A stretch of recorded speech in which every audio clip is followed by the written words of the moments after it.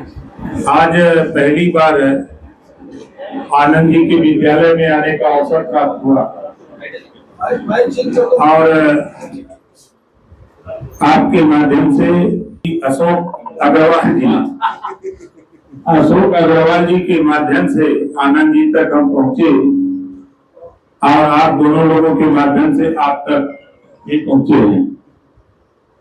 तो आज इधर आने का हम लोगों का मकसद है भारतीय समाज पार्टी द्वारा आयोजित राष्ट्रीय व्यापार सम्मेलन का कार्यक्रम है। इसका सम्मेलन का मुख्य उद्देश्य है कि अपने हक के लिए व्यापारियों को जागृत करना।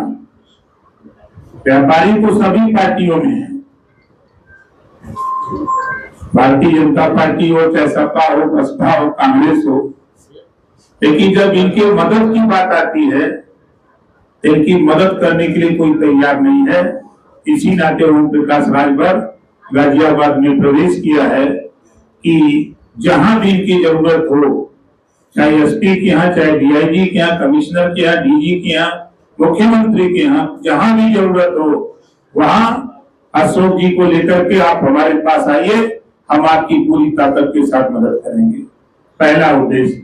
दूसरा, हमने देखा कि जब इस देश में सबसे ज्यादा टैक्स व्यापारी देता है और व्यापारी सबसे ज्यादा परेशान भी होता है, चाहे वो लूट से परेशान हो, चाहे हर तरफ उसको परेशान किया जाता है और सबसे ज्यादा टैक्स देता है।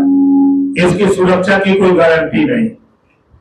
आज उठा के आप देखेंगे तो सिख रेजिमेंट, जाट रेजिमेंट बना हुआ, राजपूत रेजिमेंट बना हुआ है, जो लगभग 50% टैक्स देता हो देश चलाने के लिए। उसकी सुरक्षा के लिए कोई रेजिमेंट नहीं। भारतीय समाज पार्टी की चाहत है कि वैश्य रेजिमेंट का गठन होना चाहिए और हर मार्केट में जो वैश्य रेजिमेंट में नौजवान भर्ती हो, 4 AK-47 थमा के खड़ा करा दिया जाए। हमको लगता है कि फिर व्यापारियों की तरफ कोई आंख दिखा करके निकल नहीं सकता है। ऐसा भारतीय समाज पार्टी हम लोगों का मानना है। इसके लिए हम लोग बराबर आज 22 साल से हम लोग काम कर रहे हैं, प्रयास कर रहे हैं। हम लोग, आप लोगों के जहन में होगा कि सरकार में हैं और सरकार में रह करके हम सरकार के फोरम पर मुख्यमंत्री जी क्या इस बात को कहते रहते हैं, हम एनडीए गठबंधन में हैं। जब दिल्ली में एनडीए गठबंधन की बैठक होती है, जब वहां हम जाते हैं तो वहां भी चाहे संगठन की बैठक हो और चाहे माननीय मोदी जी के नेतृत्व में हो, चाहे वहां अमित शाह जी रहे, चाहे नड्डा जी रहे, कोई रहे, वहां भी इस बात को हम मजबूती से हम अपनी पार्टी की विचारधारा को वहां बताने का काम करते हैं। और हमारी कोशिश है कि देखिए, अगर हम अपने महापुरुषों की बात करें तो बुद्ध जी ने भी कहा, बुद्धं शरणं गच्छामि, धम्मं शरणं गच्छामि, संघं शरणं गच्छामि।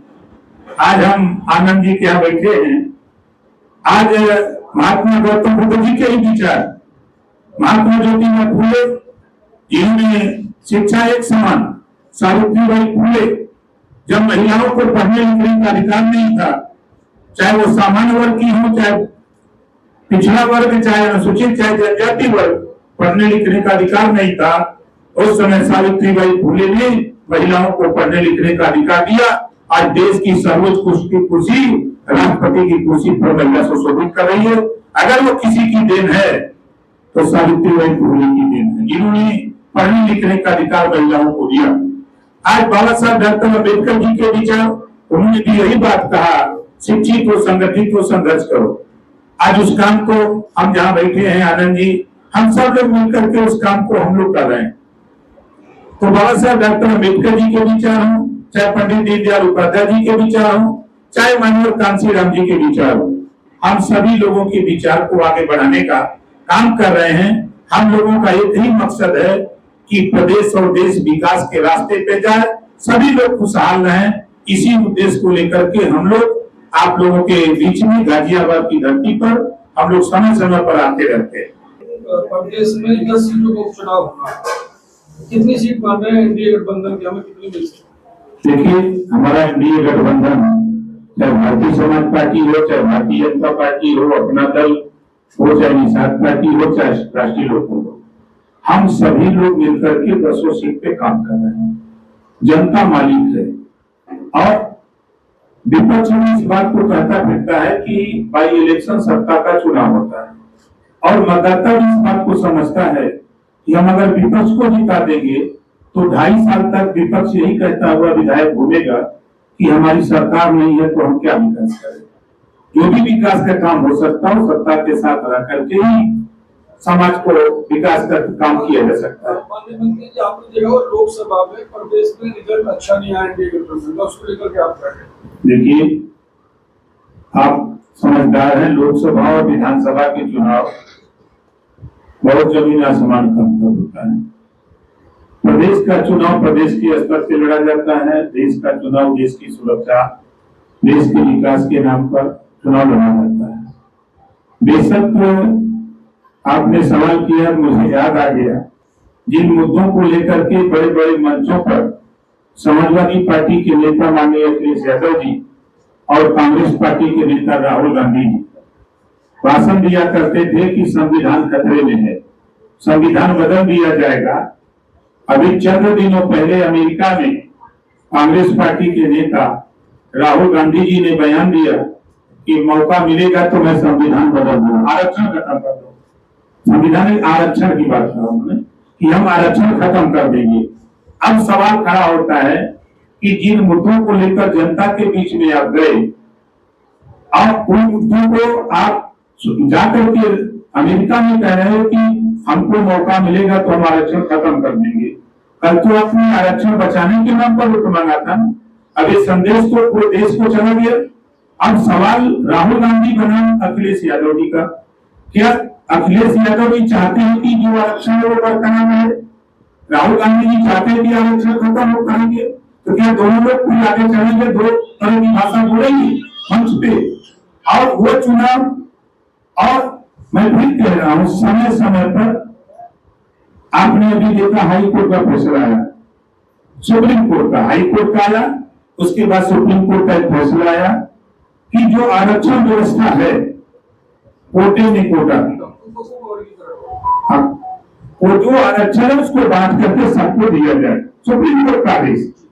और आप बताइए कि कांग्रेस, सपा, बसपा देश बंद किया, उन्होंने भारत बंद का आह्वान किया, उन गरीबों को सड़क पर ले आए जिन गरीबों को आरक्षण देने के लिए सुप्रीम कोर्ट ने फैसला दिया।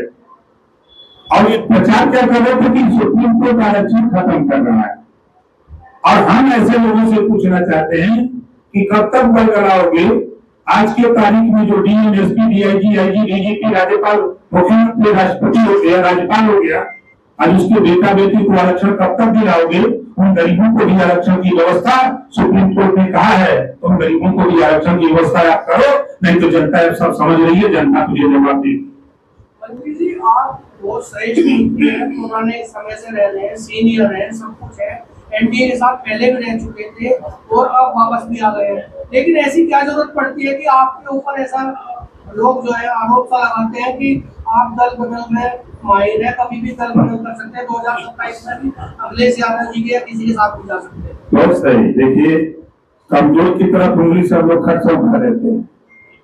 अब हम आपसे सवाल करते हैं, आपसे ही, समाजवादी पार्टी ने कई बार दल बदला है, पता है, अच्छी तरह जानते हैं कि राज्य में गठबंधन सपा बसपा का हुआ, फिर कांग्रेस से गठबंधन हुआ, फिर सपा बसपा गठबंधन हुआ, फिर सपा बसपा गठबंधन हुआ।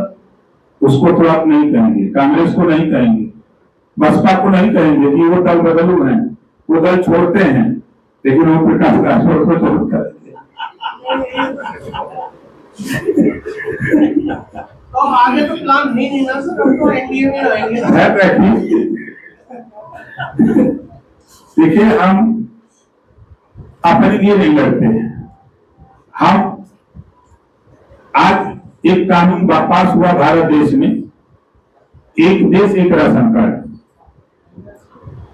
हमारी पार्टी भारतीय समाज पार्टी, हम वन नेशन वन एजुकेशन, एक देश एक समान शिक्षा चाहते हैं। इस लड़ाई को लेकर हम लड़ते रहेंगे। आप भी हमसे झगड़ा करेंगे तब भी हम कहेंगे कि जब एक देश एक राशन कार्ड का कानून बन सकता है तो फिर एक देश एक समान शिक्षा का कानून क्यों नहीं? इसकी आवश्यकता है। ताजा तरीन खबरों के लिए हमें सब्सक्राइब करें और हमारे बेल आइकन को प्रेस करना ना भूलें।